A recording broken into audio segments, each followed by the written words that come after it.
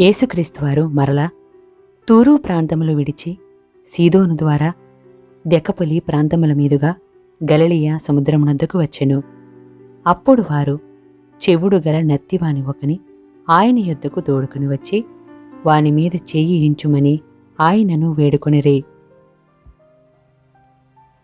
సమూహములో నుండి ఆయన వానిని ఏకాంతమునకు తోడుకునిపోయి వాని చెవులలో తన వ్రేళ్లు పెట్టి ఉమ్మివేసి వాని నాలుక ముట్టి ఆకాశము వైపు కన్నులెత్తి నిట్టూర్పు విడిచి ఎఫ్ఫాతా అని వారితో చెప్పెను.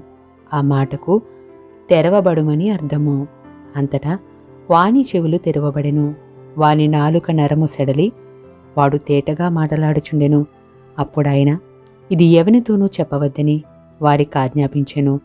అయితే ఆయన చెప్పవద్దని వారికి ఆజ్ఞాపించిన కొలది వారు మరి ఎక్కువగా దానిని ప్రసిద్ధి చేయుచు ఈయన సమస్తమును బాగుగా చేసియున్నాడు, చెవిటివారు వినునట్లుగాను మోగవారు మాట్లాడునట్లుగాను చేయుచున్నాడని చెప్పుకొని అపరిమితముగా ఆశ్చర్యపడిరి.